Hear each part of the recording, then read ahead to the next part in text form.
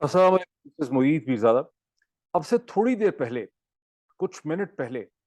Former prime minister of Pakistan जनाब इमरान खान साहब ने गुजरांवाला में एक बहुत बड़े जलसे से अपने खिताब का इख्तिताम किया। जो वहाँ तकरीर कर रहे थे उनकी ख़त्म हुई। बहुत बड़ा जलसा था, बहुत ही बड़ा जलसा था। हर तरफ से भरा पड़ा था। टेलीविज़न पे इसको ज़ाहिर है नहीं दिखाया गया। 33 के 33 न्यूज़ एंकर के टेलीविज़न चैनल्स ने थोड़ी-थोड़ी देर अगर दिखाया, झलकियाँ दिखाई। मैंने खैर इसको यूट्यूब पे देखा और मैंने देखा कि सिर्फ़ एक जो बोल न्यूज़ का जो इस वक़्त चैनल बंद है, उसके यूट्यूब के चैनल पे जब डॉक्टर यास्मीन राशिद साहिबा बोल रही थी इमरान खान साहब के बोलने से कोई आधा घंटा पहले, तो उस वक़्त 44,000 लोग जो हैं, 44,000 से ज़्यादा लोग जो हैं वो उस एक चैनल पे देख रहे थे। कोई 18,000 एआरवाई पे देख रहे थे और भी बहुत से चैनल्स पे लोग इसे देख रहे थे। तहरीक-ए-इंसाफ का अपना भी जो यूट्यूब का पोर्टल है वहाँ पे भी लोग देख रहे थे। लेकिन जब इमरान खान साहब ने बोलना शुरू किया, उसकी थोड़ी देर के बाद मैंने दोबारा वापस आया उसकी तरफ, तो तकरीबन 90 से 95,000 के दरमियान, 94-95,000 जो है वो कम से कम लोग जो हैं एक पोर्टल के ऊपर उसे देख रहे थे जहां मैंने इस जलसे को देखा और इसको मैंने समझा।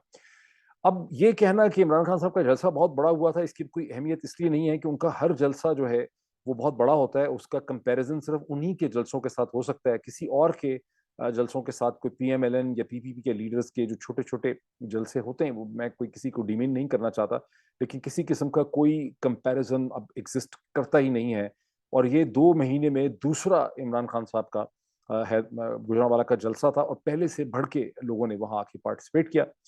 मैं एक टेलीविज़न प्रोग्राम में भी एक डिस्कशन में था जहाँ लोगों ने ये पॉइंट आउट किया, पार्टिसिपेंट्स ने, कि फ्लड से हर तरफ तबाही मची हुई है। लोग जो हैं वो इस वक़्त किसी भी पार्टी को और इमरान खान को समेत किसी को भी पसंद नहीं कर रहे और तमाम सियासी जमातों और हुकूमतों के लोग खिलाफ हैं। बात सही हो सकती है।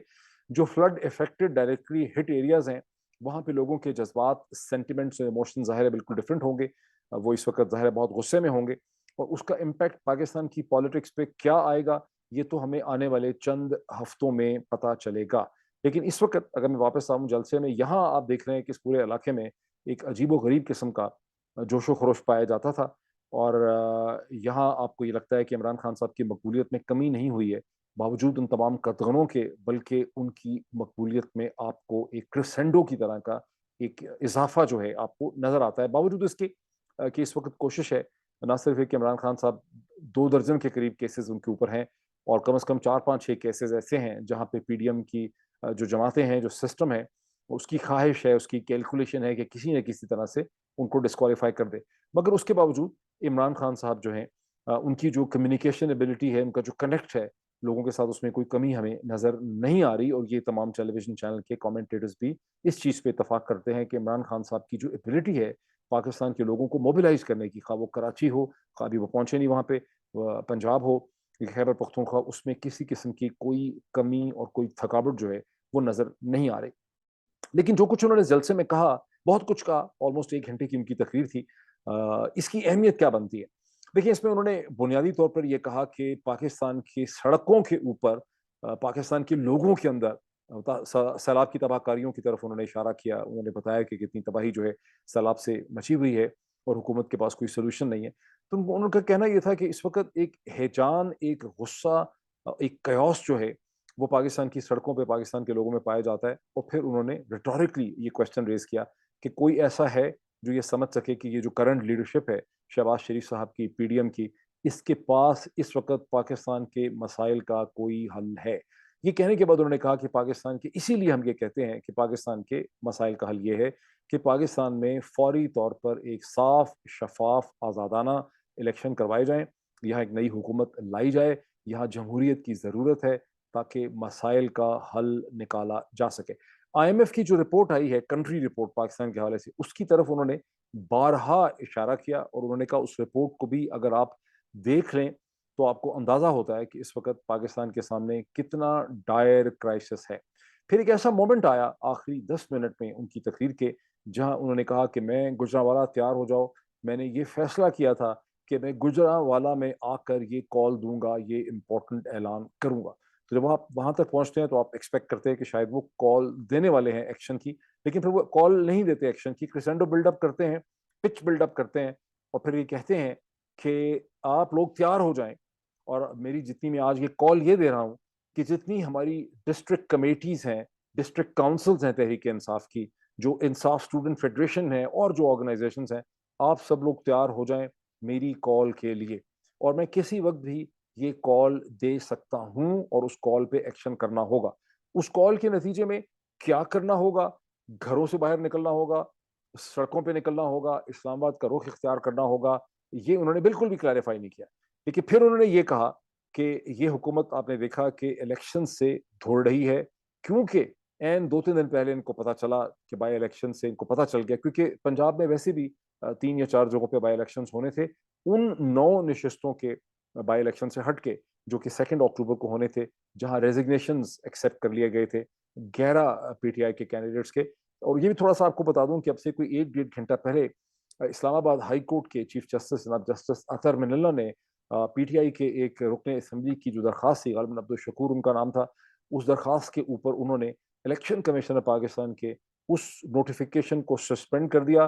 جس میں بائی الیکشن کروانے کا اعلان کیا گیا تھا، اور جس میں جو 11 ریزگنیشنز تھے تحریک انصاف کے، جو سلیکٹو ریزگنیشن کیے گئے تھے، جس میں ڈاکٹر شیریں مزاری بھی تھیں، جس میں فاروق حبیب تھے، جس میں جس میں جس میں اور بہت سے لوگ تھے، مجھے اس وقت نام ان کی یاد نہیں آ رہا، علی محمد خان صاحب تھے، ان سب کے جو ریزگنیشن ایکسیپٹ کیے گئے تھے، اس نوٹیفیکیشن آرڈر کو ای سی پی کے آنریبل چیف جسٹس اسلام آباد ہائی کورٹ جناب جسٹس اطہر من اللہ نے اسے سسپینڈ کر دیا ہے۔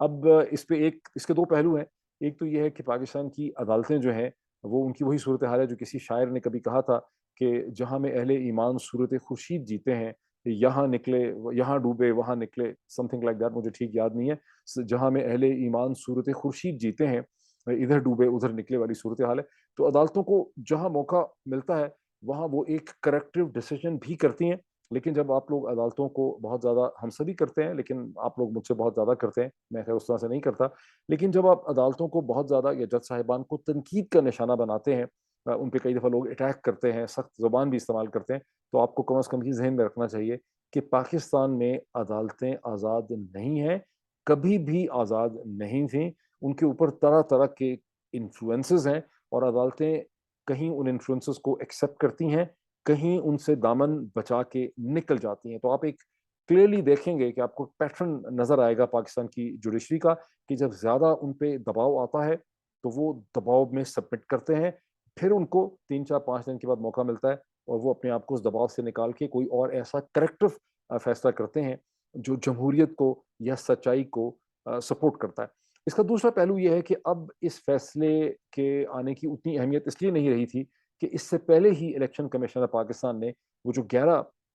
نشستوں پہ 2 اکتوبر کو الیکشن ہونا تھا، اسے الیکشن کمیشن نے کال آف کر دیا، اور یہ بات کوئی ڈھکی چھپی نہیں ہے، گو کہ تاثر یہی دیا جا رہا ہے کہ سیلاب کی وجہ سے کیا ہے، اور صحیح ہے کہ سیلاب کی بڑی تباہ کاری ہے، اور بہت زیادہ جو حکومتی عملہ ہے مختلف جگہوں کا، ایگریکلچر ڈپارٹمنٹ کا، ایجوکیشن ڈپارٹمنٹ کا، جو کہ کرواتا ہے الیکشن، وہ اس وقت اور قسم کی ریلیف آپریشنز کے اندر بیزی ہو بھی سکتا ہے۔ لیکن ساتھ ہی یہ بھی بات ہے کہ جن حلقوں میں الیکشن کینسل کیا گیا ان میں 1-2-3 کو چھوڑ کے ان 9 حلقوں میں سے 5 یا 6 میں کم از کم سیلاب کا کوئی امپیکٹ جو ہے وہ نہیں تھا، اور یہ ہمارے نالج میں ہے کہ حکومتی اداروں کی مسلسل رپورٹس اسلام آباد پہنچ رہی تھیں کہ 9 کے 9 حلقے جو ہیں وہ عمران خان جو ہیں وہ سویپ کر جائیں گے، جیت جائیں گے، اور کسی قسم کی بھی جو مینجمنٹ ہے ان حلقوں کی نہیں ہو سکے گی۔ اور ظاہر ہے کہ اس کے بڑے ڈیزاسٹرس پولیٹیکل امپیکٹ ہونا تھا موجودہ حکومت کے مورائل کے اوپر، ان کی ساکھ کے اوپر، ان کی حیثیت کے اوپر۔ اور یہ الیکشن کنسیو جو ہیں یہ سوچے اس لیے گئے تھے، پلان ہی اس لیے گئے تھے کہ شہباز شریف صاحب کی جو 1-1.5 ووٹ کی سبقت ہے نیشنل اسمبلی کے اندر، اس کو اسٹرینتھن کیا جائے، بیکاز جب جولائی میں اس کا فیصلہ ہوا تو اس وقت لگتا تھا کہ کہیں ایسا نہ ہو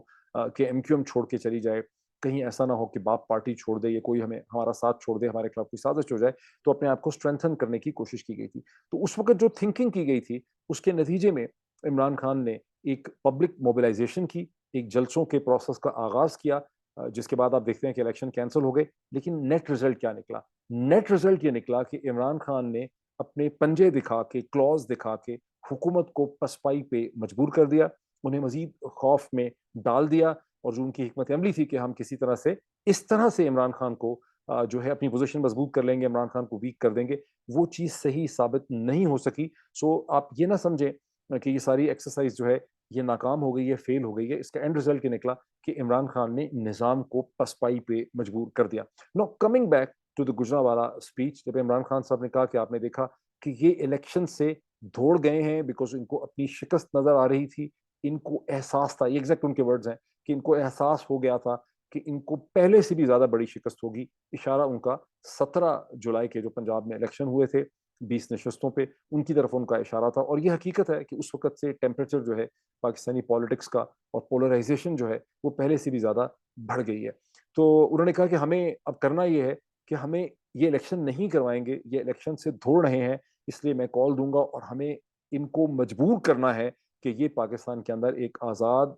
اور شفاف الیکشن کروائیں. سو ان ادر ورڈز وہ پھر الیکشن ہی یہاں پر ڈیمانڈ کر رہے ہیں. دوسری طرف سے اگر آپ پی ڈی ایم یا اس سے ریلیٹڈ یا اس کا جو ایک ریپرزینٹیو میڈیا ہے جو ان کے پوائنٹ آف ویو کو کنوے کرتا ہے, ان کی آپ باتیں سنیں تو وہ کہتے ہیں کہ بھائی الیکشن اب تو بالکل نہیں ہو سکتے ہیں. اس کی میں مزید تھوڑی سی ایکسپلینیشن دوں گا کہ الیکشن کیا کبھی کسی کا کروانے کا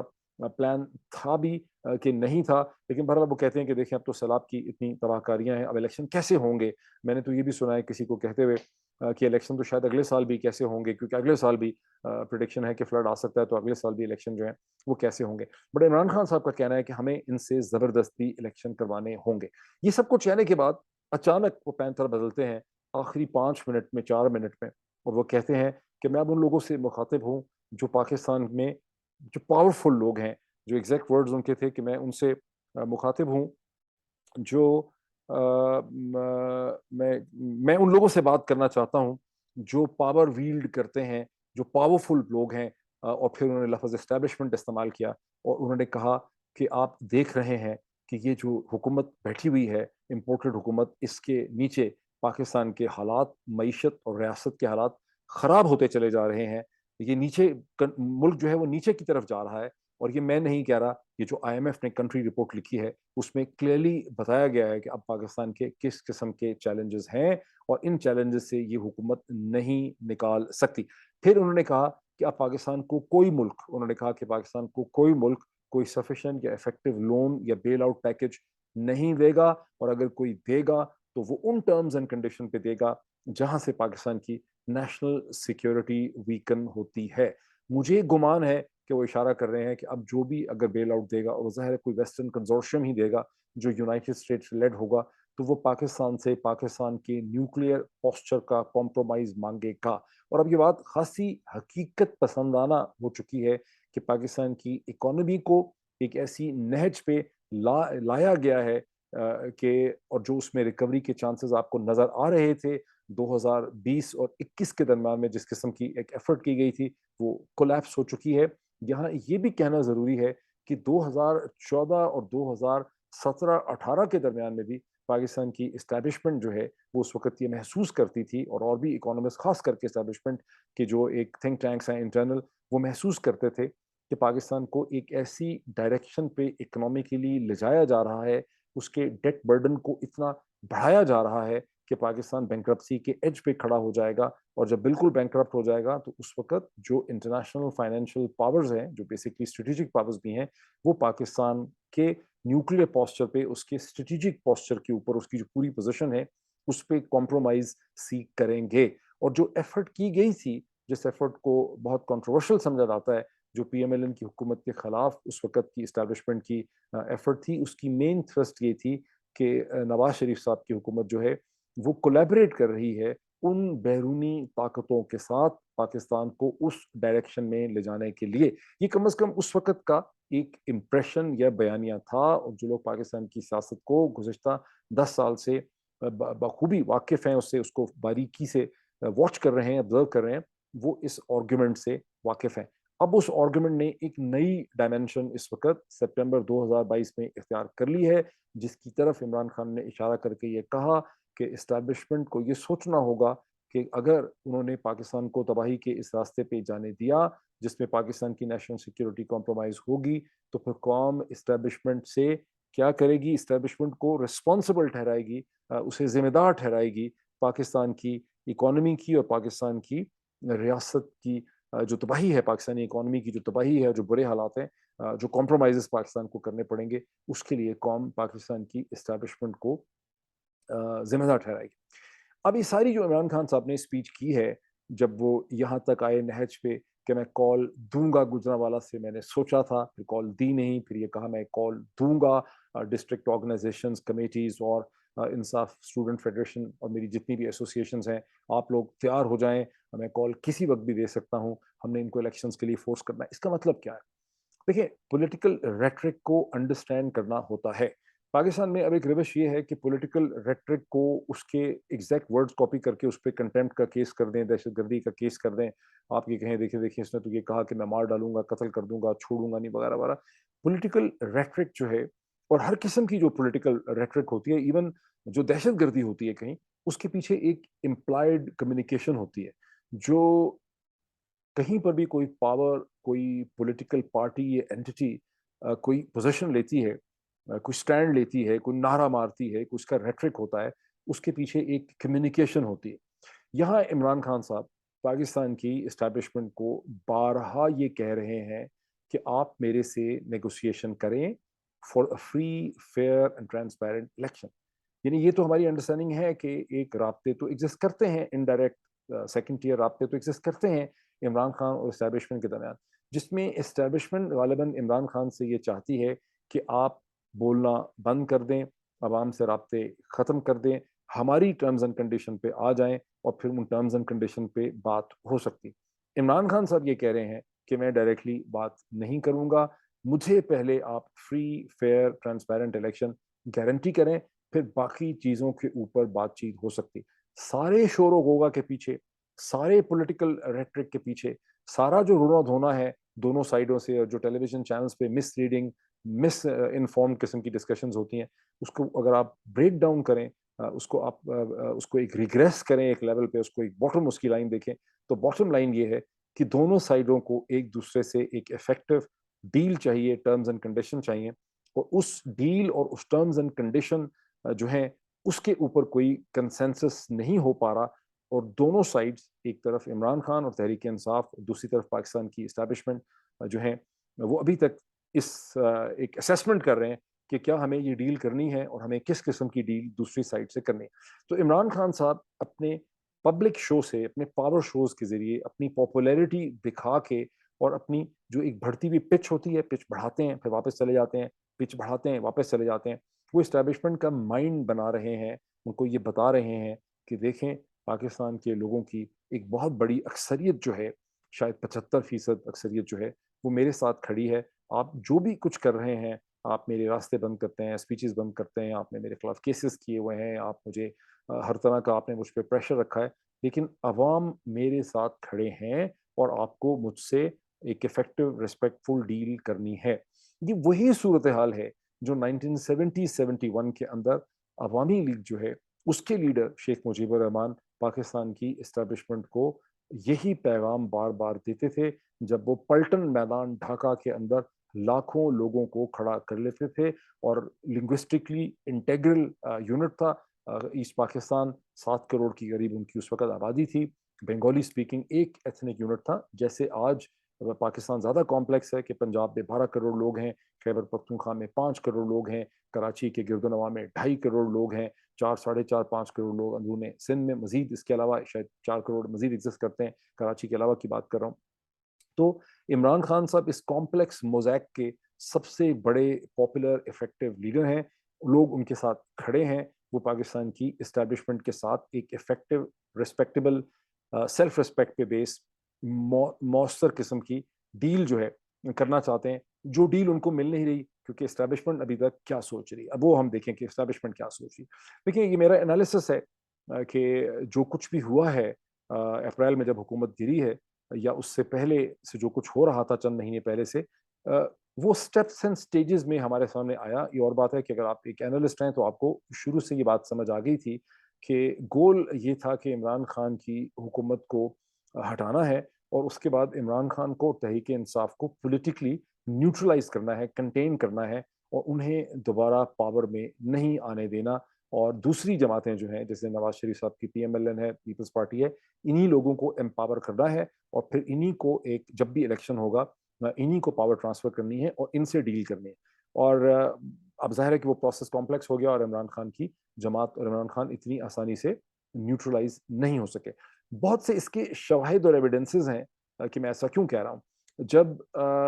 कासिम सूरी साहब के थ्रू एक ट्रिक करवा के तहरीक इंसाफ ने जो on the face of it prima फसाए कॉन्स्टिट्यूशनल नहीं था, लेकिन उसमें खासी सेंस थी, बिकॉज उसके साथ ही इलेक्शन की और असेंबलियां तोड़ने की ऑलिव ब्रांच रखी भी गई और फिर असेंबलियां तोड़ने का नोटिफिकेशन कर दिया गया, कि मैं बात कर रहा हूं in the first week of April 2022। और सुप्रीम कोर्ट ने apparently on the face of it on 7 अप्रैल 2022 इस लॉजिक को और इस पॉलिटिकल डील को तकरीबन तकरीबन एक्सेप्ट कर लिया था, जब चीफ इलेक्शन कमिश्नर को कहीं से भेजा गया कन्विंस करने के लिए कि अगले 90 दिन या 100 दिन में तो इलेक्शन हो ही नहीं सकते फॉर स्ट्रक्चरल रीजंस। उसमें यह है कि कम्युनिकेशन ज़ाहिर है चीफ इलेक्शन कमिश्नर के थ्रू नहीं हुई होगी, कम्युनिकेशन तो बिहाइंड द सीन्स हुई होगी, लेकिन चीफ इलेक्शन कमिश्नर जो है उनको फ्रंट पे भेजा गया एक एक्सक्यूज देने के लिए कि ये रीजंस है कि इलेक्शन नहीं हो सकते। उसके बाद से तासर ये था कि इलेक्शन अक्टूबर में हो सकते हैं, सितंबर में हो सकते हैं, फिर हम खड़े हैं सितंबर में तो इलेक्शन का दूर दूर तक कोई सीन नहीं है। और इसके दरमियान आपने मुख्तलिफ चीज़ें देखी, इमरान खान के ऊपर कितने केसेस बनाए गए, कुछ भी हुआ अगर मक्का मदीना या में भी किसी ने शहबाज शरीफ साहब को या PMLN को गाली निकाल दी बुरा भला का, तो केस यहाँ पे इमरान खान के खिलाफ रजिस्टर हो गए and rest of that is history, आप सब उनसे फेमिलियर है। सो जो सिस्टम है जिसके आप जाहिर है कि PDM की जमातें इसका एक इंटेग्रल पार्ट हैं, वो लोग इलेक्शन शायद कभी भी नहीं करवाना चाहते थे, या आप इसको इस तरह से कहें कि उनकी एक्सप्लेनेशंस और एक्सक्यूजेस बदलते चले गए हैं। अब इस वक्त सिचुएशन ये है कि इलेक्शन उनके हिसाब से सिर्फ उस वक्त हो सकते हैं जब इमरान खान को इफेक्टिवली पॉलिटिकली न्यूट्रलाइज किया जा सकेगा। वो पॉलिटिकल न्यूट्रलाइजेशन हो नहीं पा रही, उसके लिए केसेस भी हैं, अदालतें भी हैं, बड़ी चीज़ें हैं, तोशाखाने एंड सो ऑन। अब इसमें खतरा ये है कि किसी स्टेज पे ये पूरा निज़ाम ये महसूस करेगा, जिसका उन्होंने अभी फैसला नहीं किया है, जैसे उन्होंने जेल में डालने का फैसला नहीं किया, बिकॉज उनको लगता है कि जेल में डालने से कोई ख़ास फ़ायदा नहीं होगा और इमरान खान की पॉपुलैरिटी में शायद मज़ीद इजाफा हो जाए और अल्टीमेटली इतना प्रेशर बने कि अदालतें उनको जेल से निकाल देंगी, तो उन्हें अरेस्ट करने का फैसला नहीं कर सका है सिस्टम। लेकिन किसी स्टेज पे ये सिस्टम बहुत डेस्परेट होके, पैनिक में, परेशान होके, चूंकि नेगोशिएशन नहीं हो पा रही, चूंकि कोई हल नहीं निकल रहा, कि ये फैसला भी किया जा सकता है कि इमरान खान को असैसिनेट करवा दिया जाए, फिजिकली एलिमिनेट जो है उन्हें कर दिया जाए। इस किस्म की एक थॉट मैं कहता हूँ अभी बनी नहीं है, लेकिन थॉट बन सकती है, और वो एक एक्सीडेंट की शक्ल में हो सकता है, जिसमें कोई दहशतगर्द ये चीज़ कर सकता है, या कोई जहाज का हादसा हो सकता है, हेलीकॉप्टर का हादसा हो सकता है, गाड़ी का हादसा हो सकता है, या पॉइजनिंग हो सकती है, कुछ भी हो सकता है, उसको एक एक्सीडेंट की शक्ल दिखाई जाएगी। ये खतरा हम क्यों महसूस करते हैं? इसलिए कि हमारे सामने मोहतरमा बेनज़ीर भुट्टो के साथ ये हुआ, और भी जो लेसर दर्जे के सियासतदान हैं उनके साथ भी हुआ, लेकिन one of the most prominent, जहां जुल्फ़िकार अली भुट्टो को एक अदालतों का सहारा लेकर उनको एलिमिनेट कर दिया गया पाकिस्तान की पॉलिटिक्स से अपने निज़ाम को आगे चलाने के लिए, इसी तरह मोहतरमा बेनज़ीर भुट्टो को भी कुछ ताकतों ने, जो हम समझते हैं जो बैरूनी भी थीं और उनके इंटरनल आलाकार भी थे, उन्होंने उन्हें मंजर आम से हटा दिया। और मेरा इशारा हरगिज़ प्रेसिडेंट जनरल परवेज़ मुशर्रफ की तरफ नहीं है, बिकॉज उस वक्त की पॉलिटिक्स में वो बेनज़ीर भुट्टो के एलाय थे। बस मेरा ख्याल है इतना ही कहना बहुत है, लेकिन आपने देखा कि उसकी कोई इन्वेस्टिगेशन नहीं हुई और उस मामले को बिल्कुल एक इस्लामिस्ट टेररिज्म के अंदर जो है Baitullah Masood and all that Taliban वाला पे डाल दिया गया। I have never been convinced कि मोहतरमा बेनज़ीर भुट्टो की जो असैसिनेशन है वो तालिबान की मोटिवेशन थी। मैं समझता हूँ उनको इस्तेमाल ज़रूर किया गया होगा, लेकिन उसके पीछे बड़े अनासर थे, उसका ताल्लुक पाकिस्तान की पॉलिटिक्स, उसकी फ्यूचर डायरेक्शन के हवाले से था। तो ये कैसे, अब आप क्या कर सकते हैं, हम क्या कर सकते हैं? हम इन इश्यूज के बारे में अवेयरनेस पैदा कर सकते हैं। जब भी किसी इशू के बारे में बहुत ज़्यादा अवेयरनेस होती है, उसका पहले बहुत डिस्कशन हो जाती है, उसकी तमाम ऑप्शंस को और तमाम उसके जो क्रॉस एंड कॉन्स हैं उनको लोग देख लेते हैं, डिस्कस कर लेते हैं, उसका चर्चा हो जाता है, लोग उसमें बिलीव करते हैं कि ये चीज़ हो सकती है, फिर वो चीज़ नहीं होती है। और मैं एक जुमला कह के बात खत्म कर देता हूँ। अक्सर जो जुर्म इंसानी तारीख में होते हैं वो रात की तारीकी में होते हैं, मर्डर हो, रेप हो, ऑन स्लॉट्स हो। दिन की जब सूरज चमक रहा होता है और दिन की रोशनी होती है, तो आप इंसान की 3-4 हज़ार साल की रिकॉर्डेड हिस्ट्री देखें तो कम ही मर्डर या रेप जो है वो दिन की रोशनी में होते हैं, जब खौफ होता है उसका, क्यों, और तारीकी में जब उनको लगता है कि खामोशी से एक चीज़ हो जाएगी, किसी को पता नहीं चलेगा। तो जब आप अपने शऊर से अपनी अवेयरनेस के ज़रिए तारीकी को ख़त्म कर देते हैं और रोशनी पैदा कर देते हैं, तो फिर बहुत से जुराइम करने जो हैं वो मुमकिन नहीं रहते हैं। फिर करूँगा एनालिसिस कुछ घंटों के बाद। Thank you so much.